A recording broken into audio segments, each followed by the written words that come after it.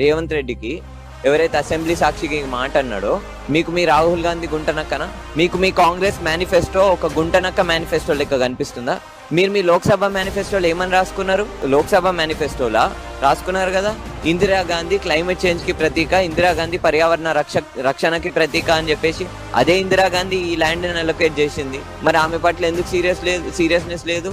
రాహుల్ గాంధీ ఏమో climate change ఆపాలి, నేను గ్రీన్ పార్టీగా మారుస్తా ఈ కాంగ్రెస్ పార్టీని అని పెద్ద పెద్ద వాదనలు చేస్తాడు.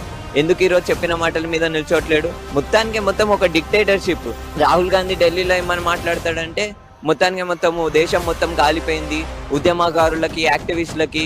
రోహిత్ వేముల వాళ్ళ మదర్ని కలిసి ఇదే కాలేజ్ లో మరణించిన Rohit Vemula institutional murder, RSS చేసిన మర్డర్, బీజేపీ చేసిన మర్డర్ అని చెప్పిన రాహుల్ గాంధీ, ఈ కాలేజ్ లో ఉన్న విద్యార్థుల హక్కుల గురించి మాట్లాడిన రాహుల్ గాంధీ ఈ కాలేజ్ విద్యార్థుల మీద